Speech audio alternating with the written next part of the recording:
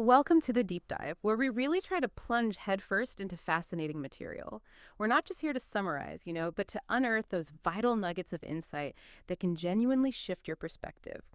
Today, we're tackling a question that I think resonates with pretty much all of us. What if there was an ancient source, a piece of timeless wisdom that promised not just freedom from our past, but also a deep sense of purpose and an unshakable security, especially when life feels, well, overwhelming or profoundly uncertain? What if it offered all this, not through endless human striving, but through an internal transformative power? That's really our mission today. We're taking a deep dive into an incredibly rich and really transformative ancient text. Excerpts from Romans 8, Life in the Spirit. Now, this isn't just some dusty historical document. We see it as a powerful exploration of the universal human experience, struggle, potential for interchange, liberation. Our goal is to unpack this dense, yet incredibly rich material. We want to extract the essential nuggets of knowledge that define life in the spirit according to the source, and explore what that means for your understanding of your own purpose, your identity, and, frankly, your inner resilience. Yeah, and what's truly fascinating here, I think, is how timeless these concepts feel, how universally applicable they are. Regardless of your background or beliefs, this text presents ideas about human nature, suffering, purpose, spiritual connection, ideas that have echoed through centuries. They really speak to the core of what it means to be human. It offers a unique framework for understanding the human condition and offers profound hope. And importantly, not as a fleeting wish, right, but as a deep internal certainty that can actually withstand life's storms. It's a really compelling look at the very core of what it means to live a life imbued with profound meaning and security, even amidst, the chaos and uncertainty of the world. Okay, let's unpack this right away then, because the text starts with something, well, radical. A declaration that hits you right away. It's striking. It opens by saying, "There is therefore now no condemnation to them which are in Christ Jesus, who walk not after the flesh, but after the Spirit." Hmm.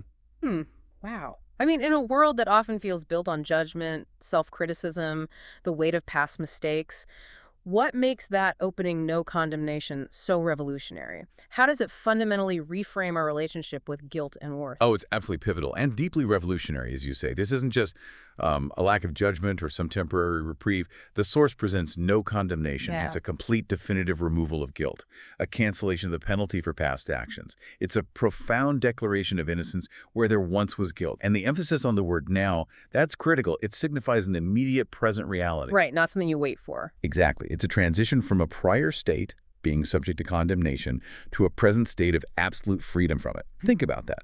For someone carrying the invisible weight of past mistakes, or maybe the pressure of constant self-critique, this isn't just theology. It's a profound invitation to a different kind of inner freedom, an immediate reset. It's an immediate reset of your fundamental status before the divine. Okay, so it's a current reality, not a future promise.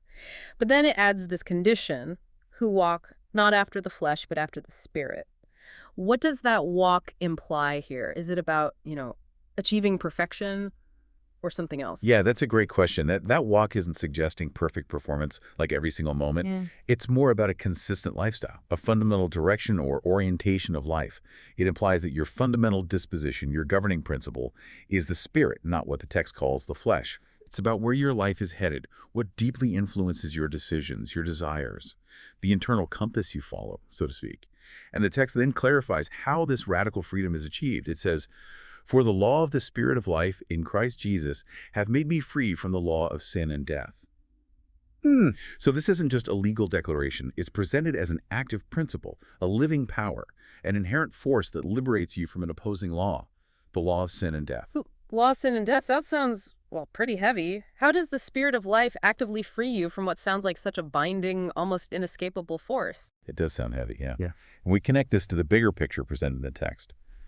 The law of sin and death refers to an inherent human condition, a state where sin exerts a kind of dominant power over us, leading ultimately to spiritual separation, futility, a life often marked by inner conflict, brokenness, that sort of thing. The Spirit of life, then, as represented here, is an active, transformative force that directly breaks that power. It shatters that dominion. It's not about just trying harder, gritting your teeth to obey rules through sheer willpower. Right. It's about a new, dynamic, empowering force that enables you to live fundamentally differently. It's liberation from an internal principle that previously led to futility, spiritual separation. ultimately a form of spiritual death, a complete shift in who's in charge internally. A complete dominion shift. Wow. So for you listening, think about this. What would it mean to genuinely feel no condemnation in your daily life, to be free from that constant internal law of guilt, or even just that nagging sense of our inherent limitations? Imagine the mental space, the emotional energy that would open up if that internal judge was silenced by such a profound declaration. That really does raise an incredibly important question, doesn't it? What burden does that relieve? Mm-hmm. For so many people, an internal sense of guilt or a feeling of inherent inadequacy or even just the constant pressure to perform, it's a silent, heavy companion. To genuinely believe, as this text states, that there is no condemnation that would fundamentally reshape your self-perception, your approach to challenges, your capacity for deep, abiding peace. It's a declaration that your past doesn't define your present standing anymore. Your worth isn't tied to your performance. It's a profound invitation to inner freedom, truly. Okay. Moving on from that radical opening declaration, the source immediately introduces a dilemma, a fundamental human limitation that, well, I think most of us can relate to. It states, "For what the law could not do, in that it was weak through the flesh, God sending his own Son in the likeness of sinful flesh, and for sin condemned sin in the flesh." This seems to point to a core problem with just relying on external rules, even good ones. Yes, the weakness of the law is a critical concept here. Yeah. And it's a bit of a paradox. The text is clear. The law itself isn't flawed. It's implicitly good, righteous, holy. It sets a perfect standard. Yeah. The weakness lies not in the law, but in humanity. Specifically, our flesh, which refers to our inherent, untransformed human nature and its limitations. The source posits that while the law perfectly points to righteousness and reveals our shortcomings, it just couldn't provide the inner transformation, the power needed to conquer the human tendency towards sin. For anyone who's ever felt that futility, trying to be good enough or perfectly stick to a set of standards, this insight is incredibly liberating. It highlights that mankind, left to its own devices, simply cannot keep the law perfectly for salvation or spiritual transformation. So it's not that the rules were bad, it's that we just weren't able to follow them perfectly, no matter how hard we try. It seems to challenge any purely rules-based approach to life or morality as being sufficient for ultimate transformation. Precisely. It suggests that a deeper internal change is needed. Something that a set of external rules, no matter how perfect or even divinely given, just can't provide on its own. The law could highlight the problem, absolutely. It could expose our spiritual sickness, if you will. But it couldn't offer the cure or the power to truly live a transformed life. It revealed the standard, but couldn't impart the ability to meet it. Which leads directly to God's ultimate solution, as the source describes it. It says, God sent his own Son in the likeness of sinful flesh, and for sin, condemned sin in the flesh. What profound event is happening here, according to the text, that solves this human dilemma? Well, this is where the text pivots dramatically. It shifts from human inability to divine intervention. Instead of humanity trying endlessly and failing to meet the law's demands, the source presents a radical, decisive action by God. By sending his own Son, referring to Christ, in the likeness of sinful flesh, the text suggests Christ fully entered the human condition, with all its vulnerabilities. But crucially, without succumbing to sin himself. And in this profound act, sin itself was condemned in the flesh. Condemned in the flesh. Yes. This means that the power and dominion of sin, which previously held humanity captive and caused our inability to keep the law, was decisively dealt with, judged, broken. Through Christ's actions in a human body, it's presented as the ultimate judgment against sin itself, removing its condemning power. And the ultimate purpose of all this is powerfully stated, that the righteousness of the law might be fulfilled in us who walk not after the flesh, but after the Spirit. That sounds like a profound outcome, far beyond just, managing to follow rules better. It truly is. The goal isn't that we suddenly become perfect law keepers through our own strenuous effort. That wasn't possible before, right? Right. Instead, the intention of the law, its inherent righteousness, its moral standards that gets fulfilled in us. This implies an imputed righteousness, a righteousness credited to us, a new status, and crucially, an empowered living, where the Spirit enables a life that aligns with the law's deep intention, not by our striving, but by divine enablement. It shifts the entire dynamic from self-effort to divine empowerment. And this profound solution leads us directly into the core contrast the text continually draws, the flesh versus the Spirit. And that contrast is immediate and stark in the very next verses. The source says, "For they that are after the flesh do mind the things of the flesh, but they that are after the Spirit, the things of the Spirit."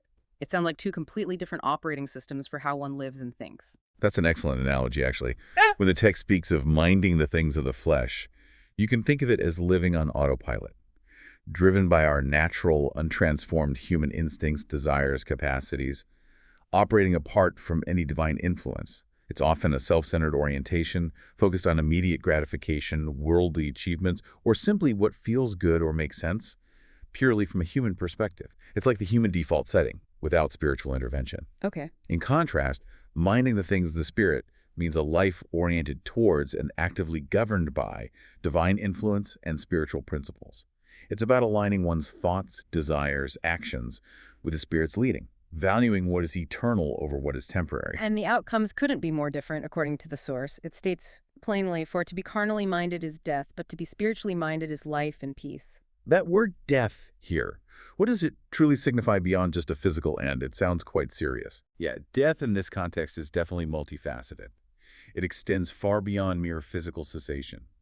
It can refer to a spiritual separation from the very source of true life, a pervasive sense of futility, alienation, an existence devoid of deep purpose and lasting vitality.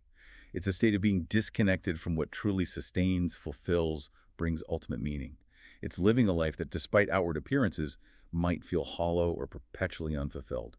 On the other hand, life and peace represent true vitality, an abundance of purpose, an inner tranquility that actually transcends circumstances, and a profound reconciliation with God. It's flourishing in the truest, most holistic sense, a state of inner harmony and well-being.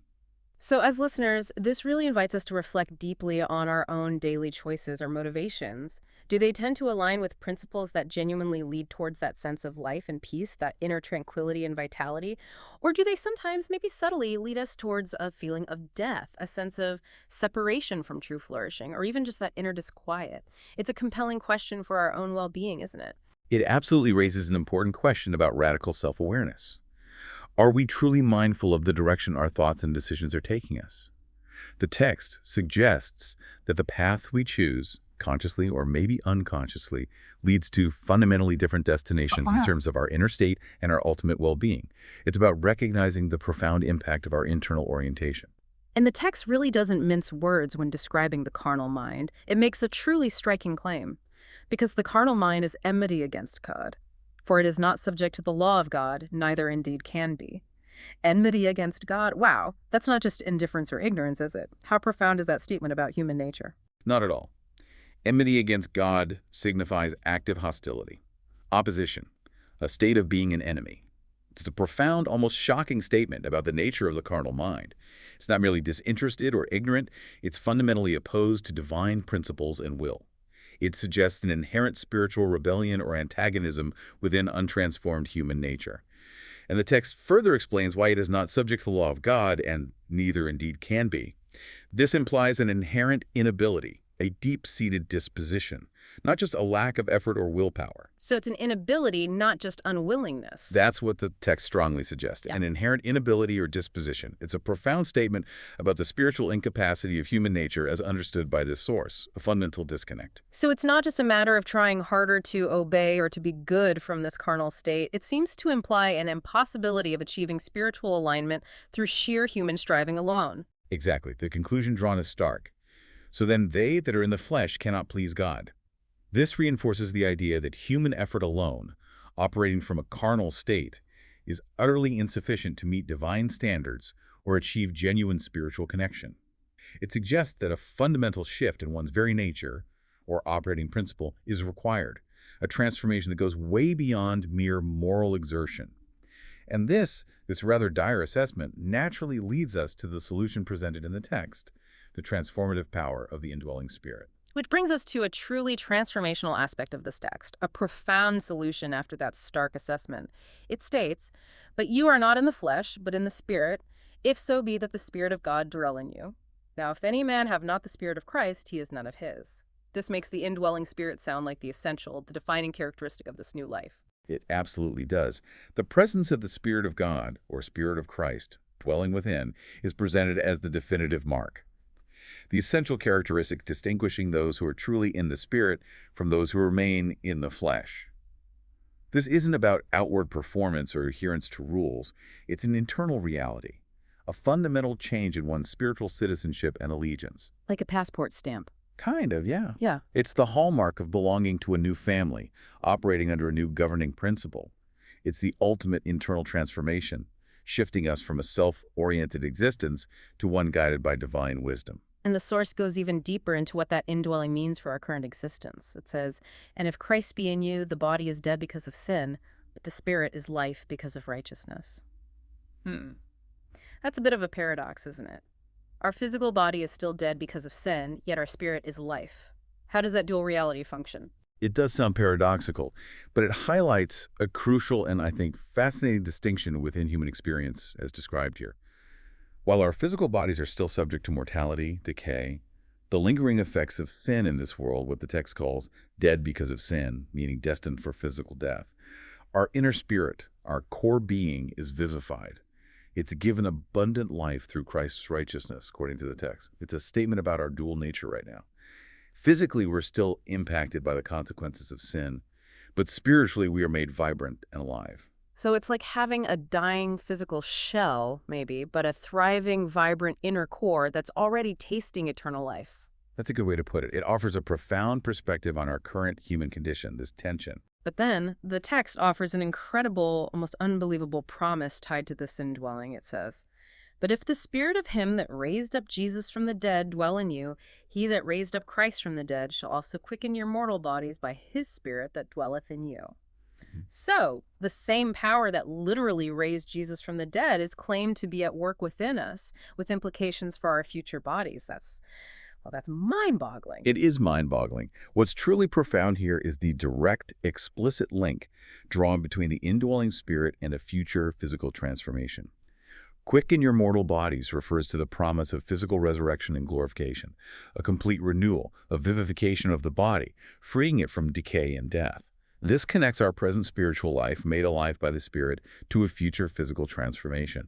It suggests a holistic redemption, not just spirit, but body too, ultimately redeemed, perfected, transformed. Wow. The resurrection of Jesus, according to the source, isn't just a past historical event, but a powerful promise and blueprint for our own future, made possible through the very Spirit dwelling within us now. It's an assurance of a complete integrated renewal. This all seems to lead to a new obligation, perhaps? Or maybe just a new way of living once the Spirit dwells within. The text puts it plainly, "Therefore, brethren, we are debtors, not to the flesh, to live after the flesh. For if you live after the flesh, you shall die. But if ye through the Spirit do mortify the deeds of the body, ye shall live." So we don't owe allegiance to that old fleshly way of life anymore. It's presented as a choice between two paths. That's precisely the point. The concept of being debtors here signifies that we no longer owe allegiance or obedience to the old way of life, our old sinful impulses. We're not compelled or enslaved by them anymore. Their dominion is presented as broken. The choice presented is stark. Living after the flesh, continuing to be governed by untransformed human desires, leads to death. That spiritual separation and futility we discussed earlier. Right. But then the solution is equally clear and incredibly empowering. If through the Spirit we mortify the deeds of the body, we shall live. Now, mortify the deeds of the body, that doesn't mean self-flagellation or some grueling, joyless effort. It means actively putting to death, subduing sinful practices and inclinations. Okay, but how? Crucially, the text says, not by sheer willpower or grim determination, but specifically through the Spirit. This implies an active, empowered process. The Spirit provides the strength, the guidance, the desire even for this ongoing inner struggle. Think of it like choosing patience over irritation when you're stuck in traffic, Right. or maybe generosity over selfishness when presented with a need, but empowered by a new internal strength, not just gritting your teeth. So it's an active daily process, but it's divinely enabled. And the result, "ye shall live," implies a truly vibrant, authentic, fulfilling life. This also brings us to what the text calls the defining characteristic of this new existence. "For as many as are led by the Spirit of God, they are the sons of God." Led by the Spirit sounds absolutely key to embodying this transformation. Led by the Spirit truly is presented as the defining characteristic, the practical outworking of this transformation. It indicates a guidance and empowerment that goes far beyond human capacity, intuition, or just moral reasoning. It speaks to a responsive, dynamic relationship where one's life is directed by divine influence, not merely by one's own desires, logic, or worldly pressures. This leading is the evidence, according to the source, of being a son of God, meaning a true child, an adopted member of God's family. And this understanding leads us directly into the incredible privilege and emotional depth of what the text calls spiritual adoption. And that privilege brings such an emotional and relational depth to this whole picture. The text says, "For ye have not received the spirit of bondage again to fear, but ye have received the spirit of adoption, whereby we cry, Abba, Father." This contrast between a spirit of bondage to fear and a spirit of adoption, that's incredibly profound, isn't it? What does it mean to be liberated from fear and empowered to cry, Abba, Father? It's an incredibly powerful contrast, defining the very nature of this new relationship described here. The spirit of bondage refers to a state of being enslaved by fear, maybe fear of judgment, fear of failure, or just a pervasive sense of being perpetually embedded, having to earn acceptance. Which sounds exhausting. Totally exhausting. But the spirit of adoption radically transforms this. To cry Abba, Father, signifies an intimate, personal, profoundly trusting address. Abba is an Aramaic term of endearment. It's like daddy or papa. It implies immediate access, deep affection, complete trust. It's far removed from just formal reverence or distant respect. This idea of spiritual adoption into the very family of God is transformative. It shifts a relationship potentially based on duty or fear to one based on deep love and belonging. So it's not just a legal status change like getting a new passport. It's an intimate relational one, and the Spirit plays a crucial role in affirming this identity. The source states, "The Spirit itself beareth witness with our spirit that we are the children of God." How does that witness work? Is it like an audible voice or... Well, the text seems to describe an internal spiritual confirmation of belonging. Not typically an audible voice or some dramatic external sign. It's more like a deep settled assurance within one's own spirit. A profound sense of identity and security that transcends mere intellectual belief or external circumstances. It's that inner knowing, that profound peace, that you are truly a beloved child of God. It's the inner conviction that you belong, that you are deeply loved, and that your identity is secure. And if we are children, the text then outlines an incredible inheritance. And if children, then heirs, heirs of God and joint heirs with Christ. Heirs of God, that sounds unimaginably vast. What could that possibly entail? It's almost unfathomable, isn't it? It points to a boundless spiritual inheritance. To be heirs of God implies inheriting everything that God possesses in a spiritual sense. Not in a way that diminishes him, of course, but that elevates us to share in his glory, his purposes, his very nature, according to this perspective. And being joint heirs with Christ elevates this even further. It suggests a shared inheritance with the Son of God himself.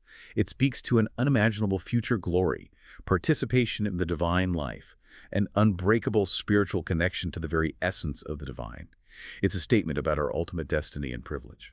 But then right after this incredible promise, the text includes a crucial caveat, a transition point that shifts our gaze from pure privilege back to present reality. It says, "If so be that we suffer with him, that we may be also glorified together." So suffering is explicitly stated as part of this journey to ultimate glory. Yes, this is an important qualification. It serves as a bridge, grounding this incredible privilege in the realities of our present existence. It acknowledges that this privileged status and future glory are not attained without the reality of present suffering, or a shared experience of hardship alongside Christ, as the text puts it.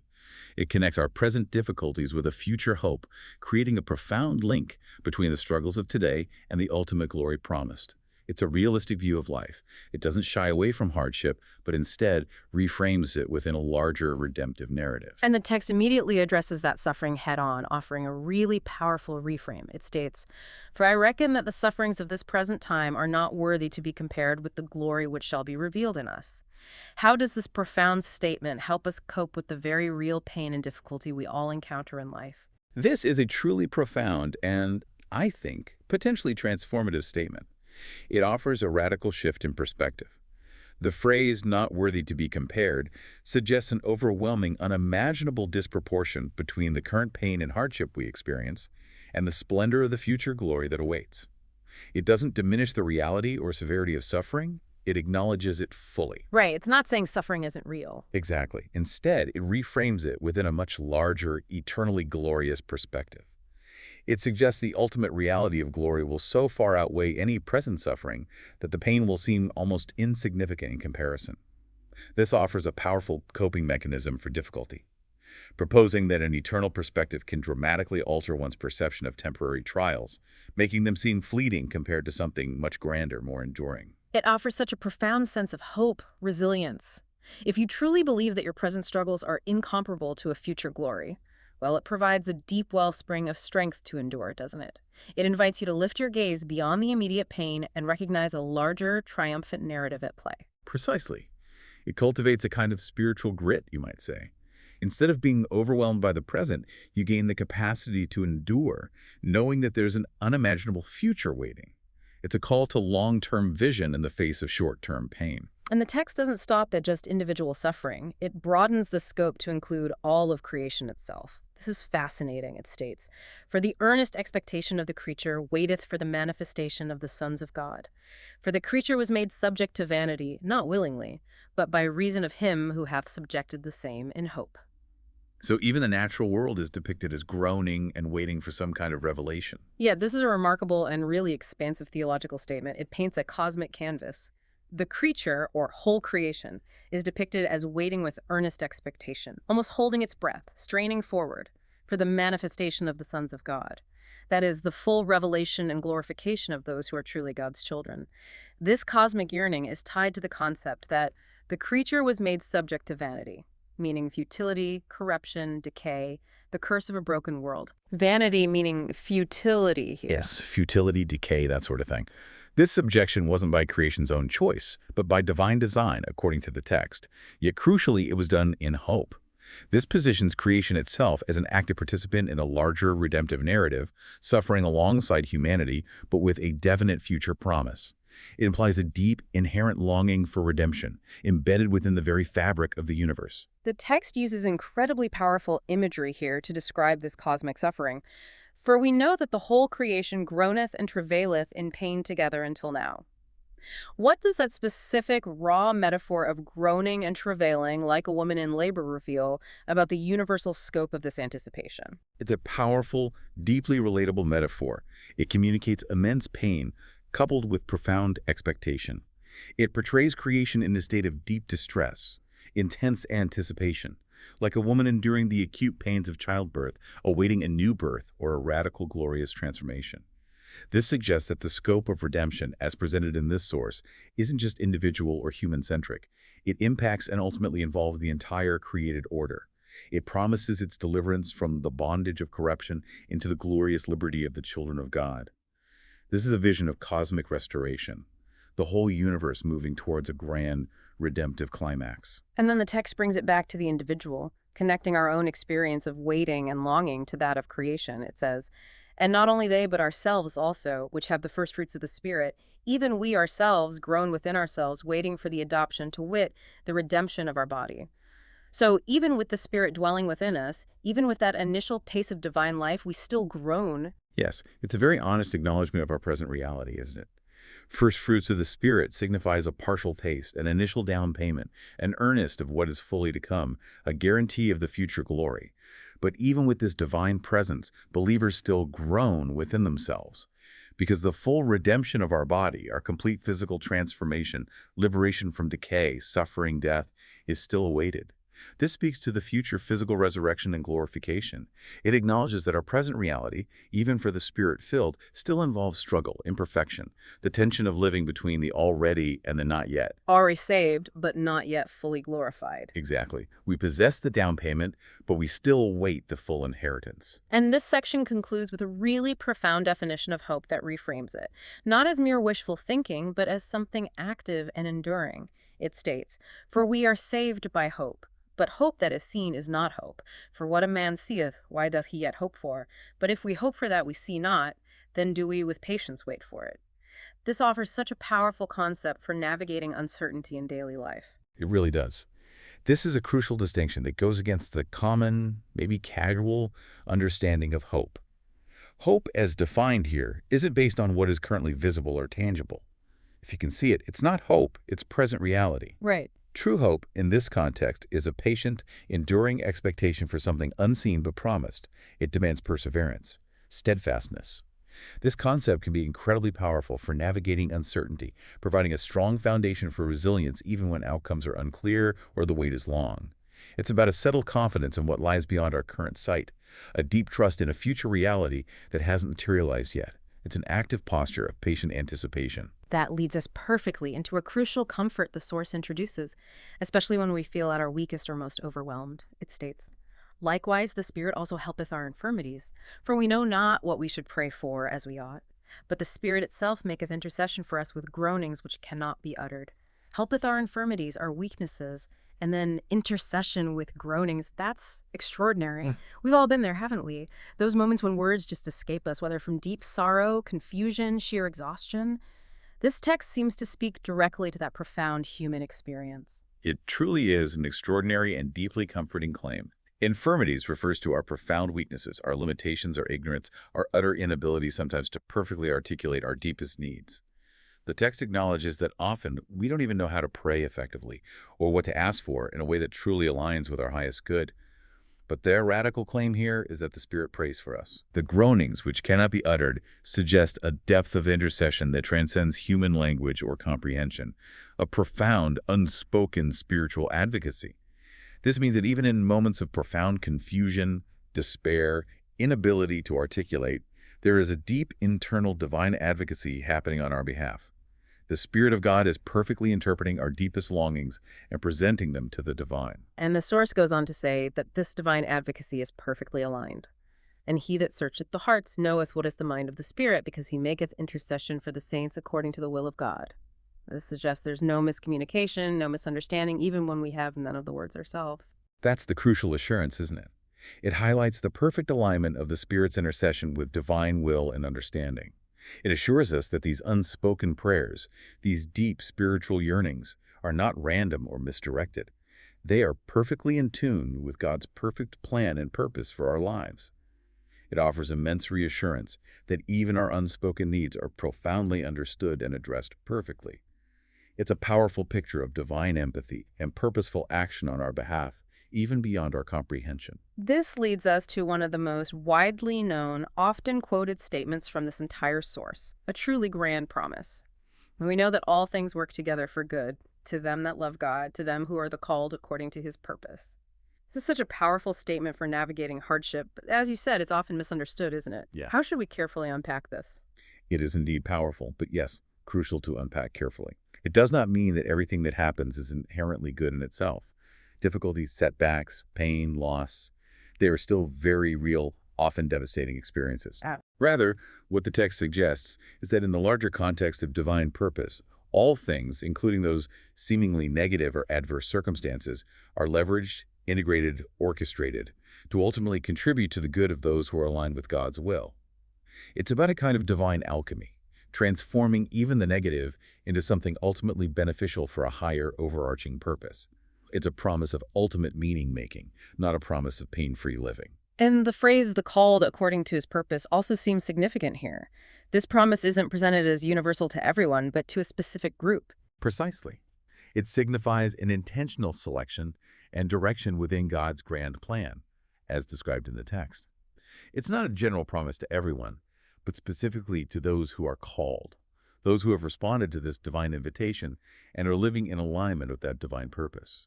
This provides a profound framework for perseverance, offering the perspective that even adverse circumstances can ultimately serve a greater beneficial purpose within that divine design. It transforms suffering from potentially pointless to purposeful, fostering deep resilience and a profound sense of security for those walking in alignment with the Spirit. The ultimate good is truly in store for those who love God and are part of his grand design, according to this source. This brings us to a remarkable sequence the source presents, often referred to as a golden chain of God's purpose. For those familiar with this powerful sequence, let's really lean into what it means for ultimate security. For whom he did foreknow, he also did predestinate to be conformed to the image of his Son. Moreover, whom he did predestinate, them he also called. And whom he called, them he also justified. And whom he justified, them he also glorified. This outlines such a deeply secure, seemingly predetermined spiritual journey. Yes, this golden chain is one of the most significant passages, laying out what's presented as a seamless, unbreakable, interconnected progression of divine action. It's like a divine blueprint that guarantees the final outcome for those within it. Let's break it down. Foreknow. This isn't just knowing about someone in advance. It implies an intimate, relational knowing, a divine choice or selection from eternity, a profound personal connection. More than just foresight. Much more. Then, predestinate. This means to be predetermined for a specific destiny specifically, to be conformed to the image of his Son. This speaks to a continuous process of spiritual transformation, believers being progressively shaped into the likeness of Christ, both in character now and ultimately in future glory. It's an internal remodeling. Okay. Called. This refers to the divine invitation or summons, often understood as an effective calling that powerfully, irrevocably draws individuals into a relationship with God. The moment of internal response to the divine initiative. Justified. This means declared righteous, acquitted of guilt, made right in God's eyes. It's a legal declaration of innocence and right standing, a complete removal of condemnation. We saw that early. Exactly. It connects back. And finally, glorified.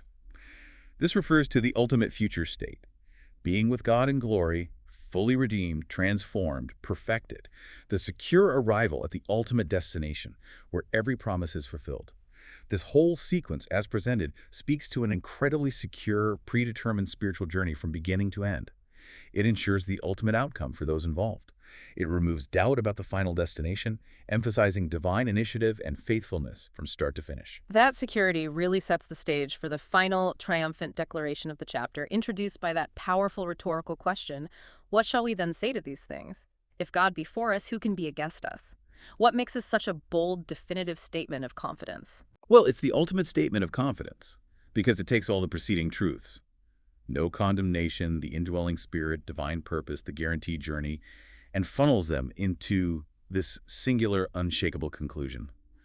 The profound implication is, if the ultimate power and authority in the universe, the Creator himself, is unequivocally on your side, then no opposing force, no matter how formidable it seems, can ultimately prevail against you. It's almost defiant. It is, in a way. Yeah. It's a declaration of absolute certainty and invincibility when aligned with the divine. It suggests God has made an unfathomable sacrifice to redeem his people, and that sacrifice itself guarantees their security. And the text follows up with a powerful logical argument, almost an undeniable truth based on the premise. He that spared not his own son, but delivered him up for us all, how shall he not with him also freely give us all things? Exactly. This is a powerful how much more argument.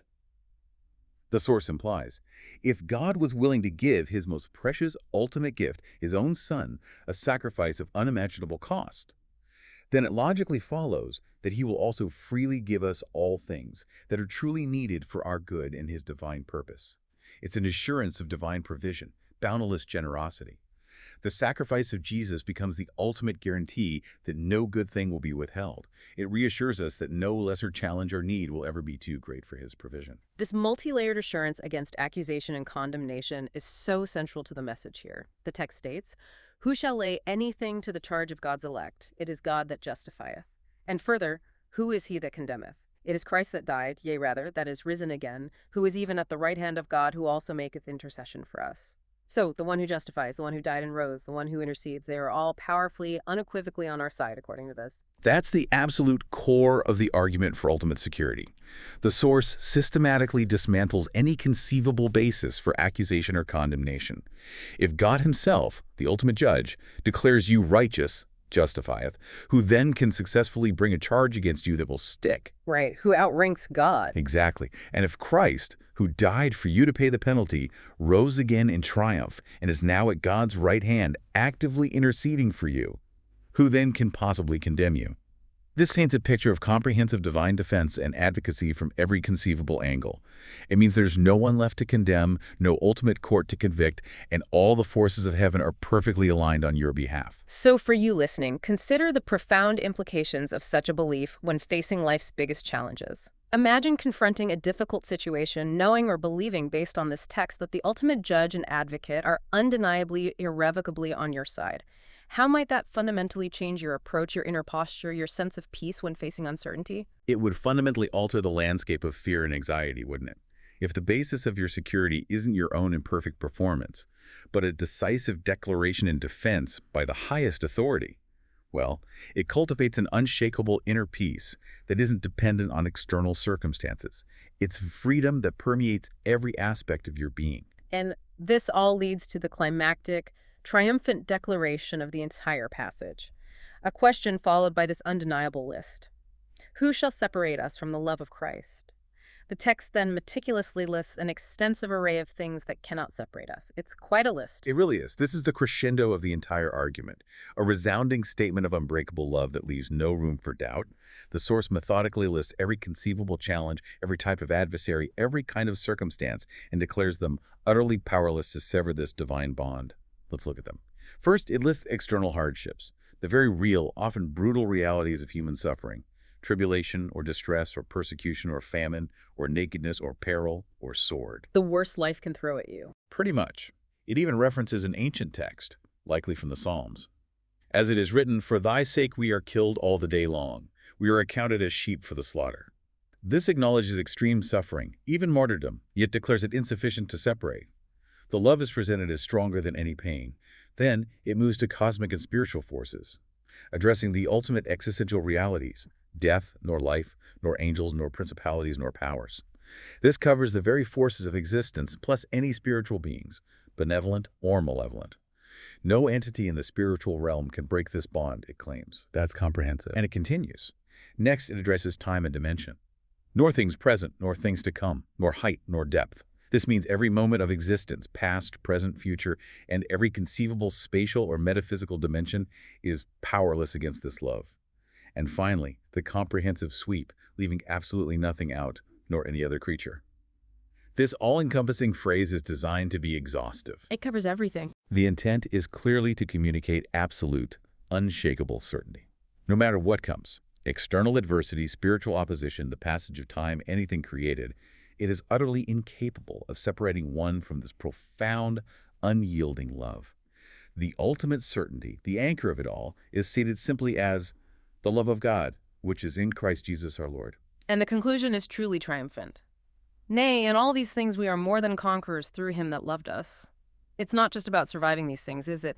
It sounds like a victory within the struggle itself. No, it's far beyond mere survival or simply enduring. To be more than conquerors implies not just overcoming, but triumphing within and through these difficulties. It's presented as an active, powerful victory that happens even in the midst of tribulation, empowered by that divine, unbreakable love. It suggests that these very challenges, instead of defeating us, become platforms for displaying a greater power at work within us. It means the challenges don't define us or diminish our ultimate victory. Instead, they become part of the story of how divine love triumphs. What an incredible journey we've taken through these profound excerpts from Romans 8. Life in the Spirit, really quite something.